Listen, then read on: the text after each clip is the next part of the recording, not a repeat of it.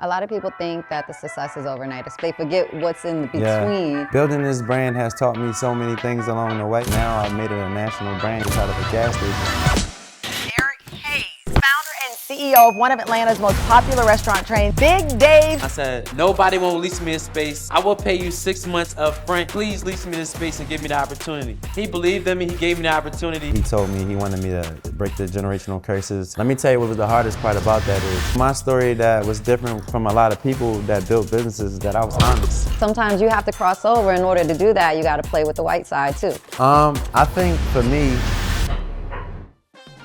I'm so excited for you guys to get to know me a little bit more and get to learn some more things about some of my favorite people in my life, industry insiders, because there is always more to the story. I'm Rocsi Diaz, and welcome to More to the Story. It all started with one location at a gas station that has taken Philly cheesesteaks to a whole nother level. Now, me personally, I like me a chicken Philly cheesesteak, but if I'm gonna get it from one place, it's gonna be from Big Dave's. And of course, the man behind Big Dave's is here right now. Derrick, it is so great to have you sitting down with me. Thank you. Super excited for this. Thank you. And I'm gonna get you a chicken cheesesteak just like I gave Eve, so you cool. All right.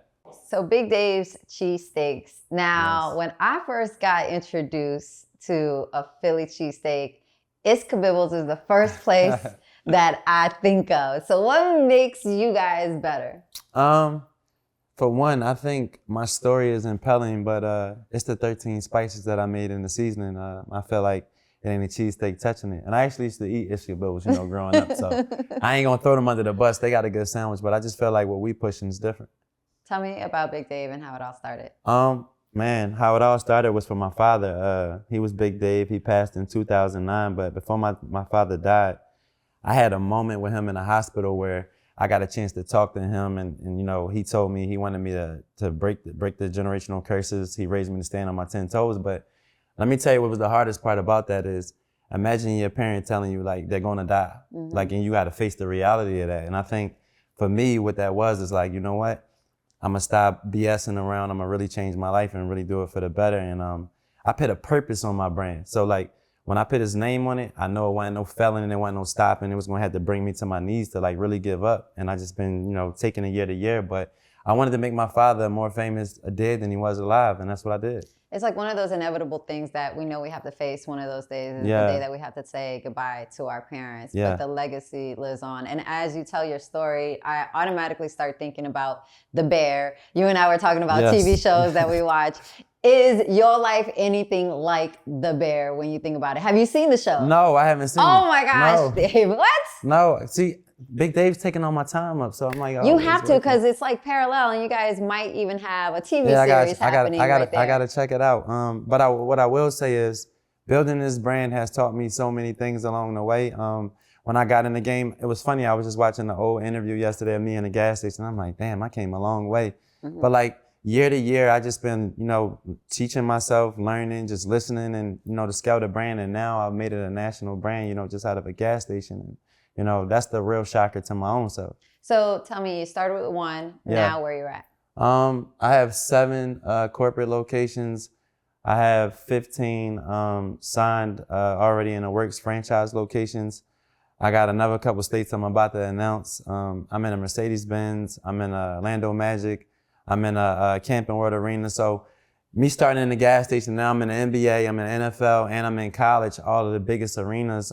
So that speaks volume and speaks hard work that I've been doing. A lot of people think that the success is overnight, especially when we're in this social media generation. So for all of those that see from A to Z so fast, they forget what's in the between.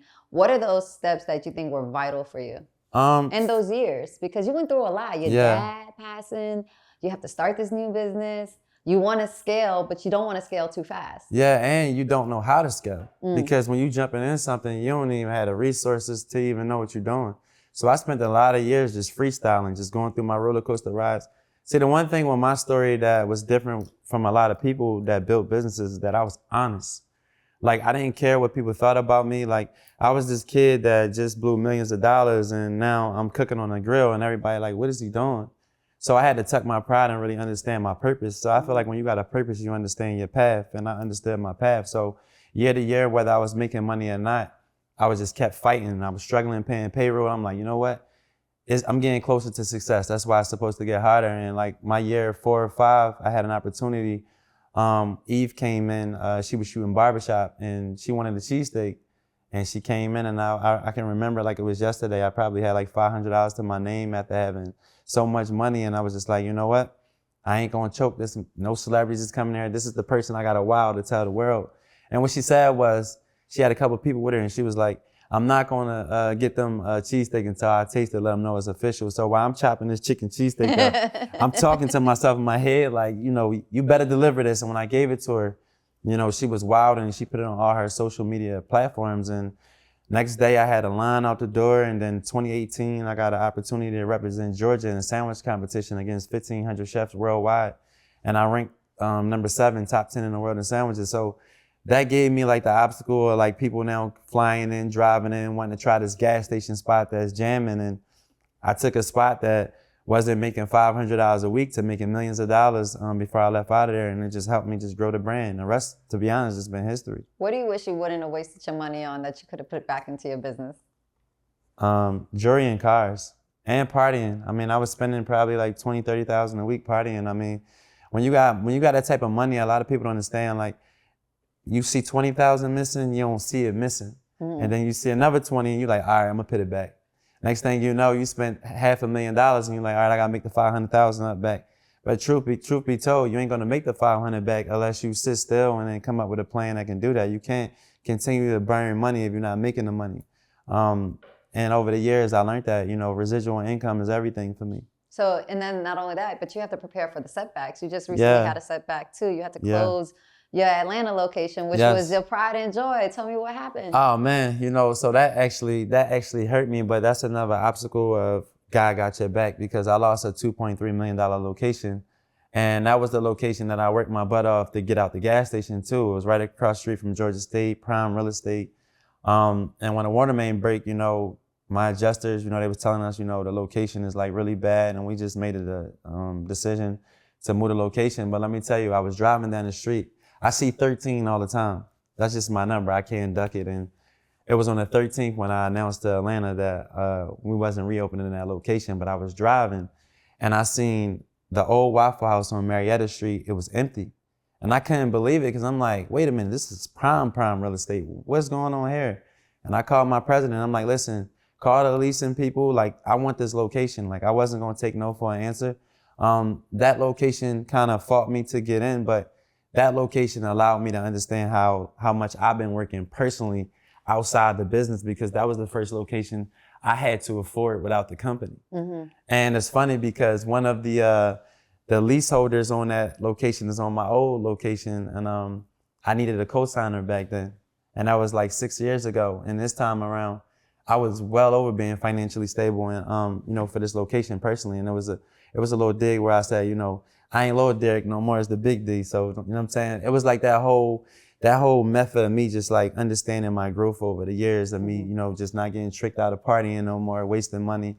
I look at people and I see people run into fresh success, and I be like, you know, you'll lose it faster than you got it if you don't do it right, because you're looking at somebody at their second time being a millionaire. This is my second time at it. Mm-hmm. You know, you don't get it again. Mm-hmm. So that lets me know that I'm special and I got something special and I'm pushing something forward. But I feel like this newer generation now of entrepreneurs has something that I would say my generation didn't have, because the social media aspect of it, a lot of people are more outspoken about how to do business. And I feel like there are a lot more Black and brown people that are breaking that generational curse. And I think it's because it's people like you you gotta think about it. Like, if you was growing up and you was looking at like you, AJ, Terrence, Tigger, like all of these guys like telling us the culture, showing us things, but now you giving us the culture side of it, but now we're like, okay, where's the ownership? We gotta have ownership in this.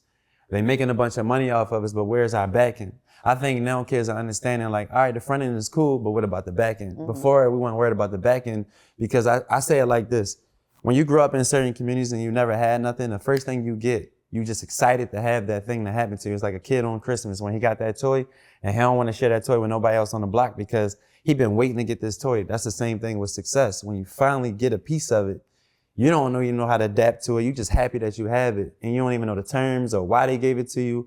what the back end looks like. Nowadays, people are like, okay, this is the contract, but like, what's going to happen on after 3 years or something like that? What happens then? I think that's the big question now. We're worried about the back end, just not the front end. Well, I think that also too is that before with the front end, we needed to know somebody to bring us to that location. The middleman is now cut out. Oh, the middleman don't exist. It don't even AI exist. cut the middleman out.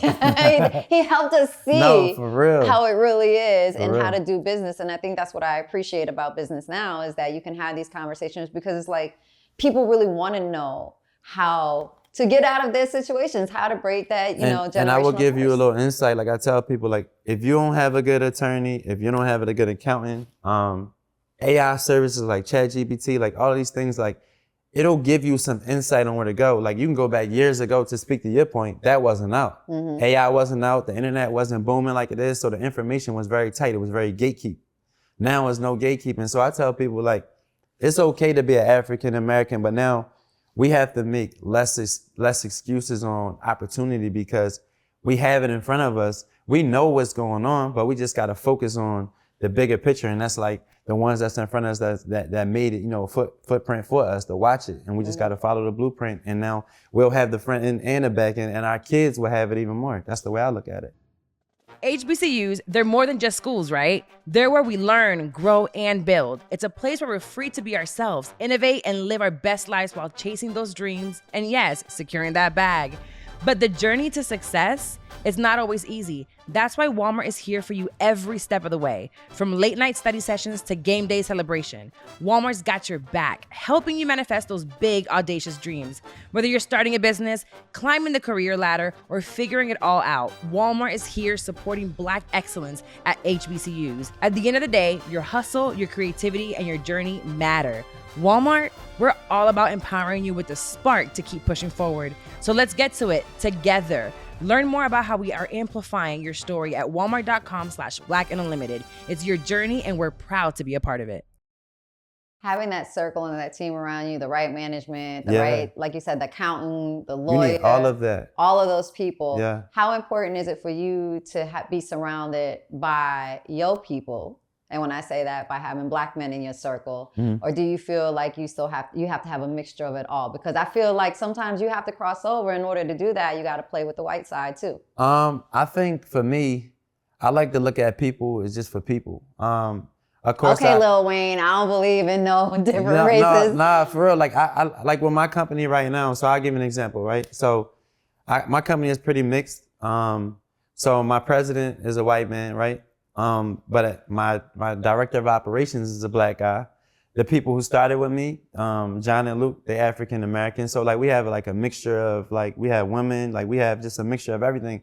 I feel like in a growing company, in a company that you're trying to scale, you have to show diversity. You show people that, you're a people person more than just, you sticking to just, your own kind, being African American. I think the demographic shows the scale of the brand. I try to mix it up and keep everything focused. But what I will say is this, every time I open a Big Dave's in that community, 40 to 45 people inside that community get the jobs. I don't hire outside of those communities because I actually want to bring the communities up as I build.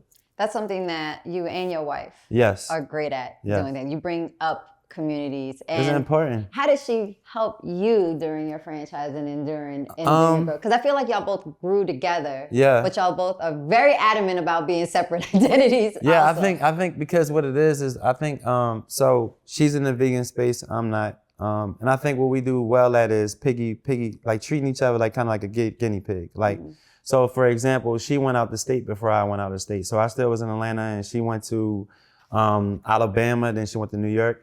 I was able to see what it's like to scale a business outside of your situation where you started at, but I franchised before her.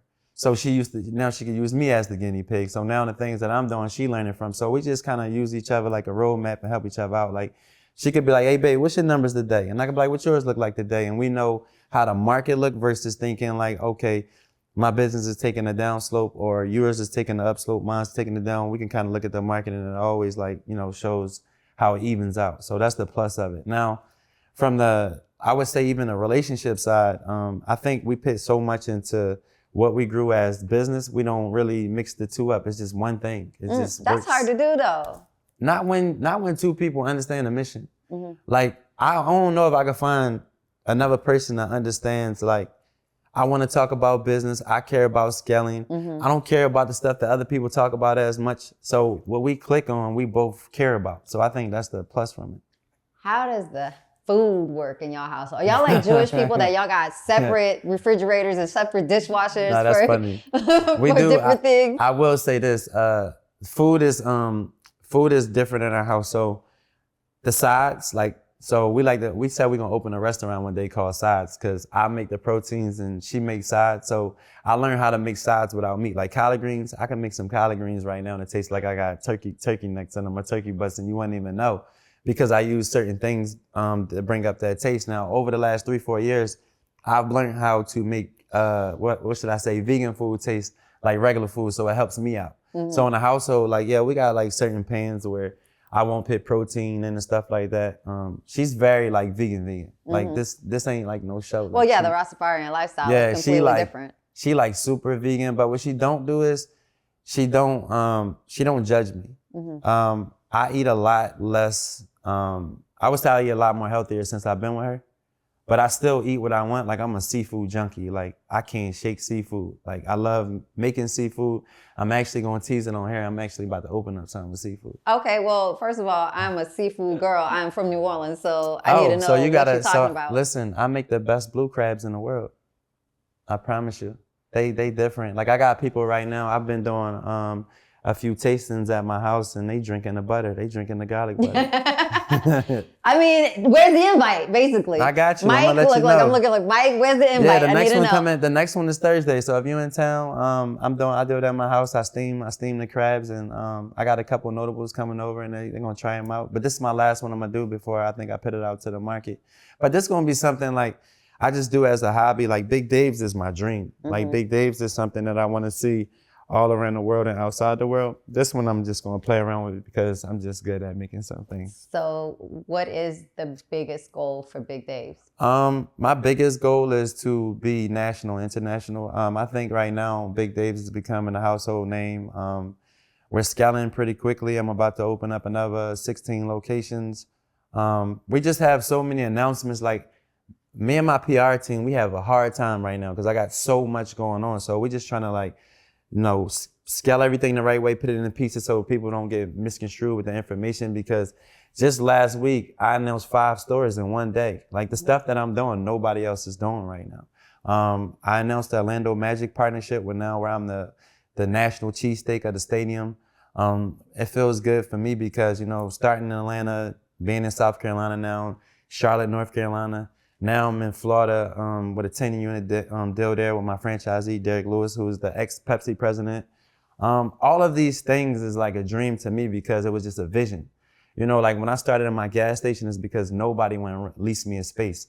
I'm like, I got money, I could pay for it for a year. They're like, yeah, but you don't have no business experience. So, like, all the places that I tried to get in Atlanta, I couldn't get. And I got right up to signing one lease one time. It was right in like Ponce City Market area. And a lady, I gave her car titles, bank statements, everything, because I didn't know business. So I'm giving her stuff I ain't supposed to give her, but I'm letting her see that I can afford the space. But I'm so glad I didn't get that space, because I would have never been here saying, talk to you about Big Dave's, because I done went out of business because I couldn't afford the space. See, in business, if your cash flow isn't taking care of your bills, eventually you're going to run out of cash. And at that time, they wanted like $5,000 a month for the rent. And I'm like, man, I can't afford that. Once I'd have gotten to like the first year and after the build out and all that stuff, I'd have been in trouble. So sometimes God will pitch you somewhere where you don't even understand why you're in this place, so that you can grow something, so that you can make it massive, so that now you can go and spread your wings where you're supposed to grow. And that's what I did. I've literally every year, I either made 2 to 3 million more, or I scaled a bunch of more locations, because that's what I care about. I think people respect, when I look at you, right, I could look at your career and say, I seen you on Good Morning America. You know what I'm saying? I used to look at you on a rap network, but now I'm looking at you like scale the things that you do. That's the way people look at anything in business with an entrepreneur. When you look at my year to year from 2014 to now, you see scale every year. Even when I was taking roller coaster rides going in my downslope, I still was scaling. But what do you think about those people that still come to you and they only see you as the guy that they knew from the gas station? They don't want to see you evolve. I think that's impossible. I'm being honest. I'm being very humble and modest with this. But if anybody look at me like that, they crazy. It's the total respect and the way I've scaled this brand is with national tennis. I literally just got voted with all the national tennis as the fastest 42 growing businesses right now in the country. So, and this is with the McDonald's, the Burger Kings, the Dave's Hot Chicken, like the Chipotle's of the world, all of these places. And I started in a little Shell gas station in Dunwoody, Georgia. And I'm just now doing my Series A round. So I didn't do no investment, no raises, no nothing until right now. So when I asked you that question, I mainly ask it because I hear how you speak about purpose. I hear how you speak about God, destiny, how things are supposed to be, something that you and your wife definitely must share in the household with your children as well. So when do you think was that moment where you woke up and you started training your mind to think that way? To be honest, I'm gonna give some credit to Pinky, because I feel like, you know, that when they say a man, when you get that good woman, sometimes, you know, when you're alone, when you chasing something, right? You might not even respect what another person may tell you sometimes, because you like, you know, it may be them hating or they don't understand what you're going through because they never been through it. But when somebody going through what you're going through, it's a different thing, you know, and I respect a lot of stuff that she used to tell me. And, you know, and me coming from Philly, our egos and our pride is like totally different. Like I come from a city where it's 600 murders a year. And I made it out of a rough part of Philly. Like I'm from West Philly, and my neighborhood is one of the roughest parts of West Philly, if not the city. And I made it out of there. And me making it out of there ain't looking like, oh yeah, I'm blessed. I want to bless all the people that can watch it to say they have a chance too. And for me, with her, it gave me that different side of it, that feminine side, but it was like that strong, like she can't be with no weak man. Like she'll run a weak man over.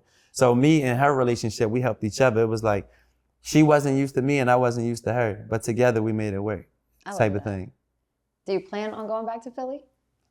I might put one of Big Dave's there one day. I ain't never moving back there. Not move, but I mean put a Big Dave's there. I get a lot of interest from Philly. I'm just waiting for the right person. See, the person I do Philly, if I do a franchise in Philly, I want it to be a notable that can actually, the story's strong, but like I know what it's going to take to really, you know, make the noise I want to make in Philadelphia. And who knows, it might be happening soon.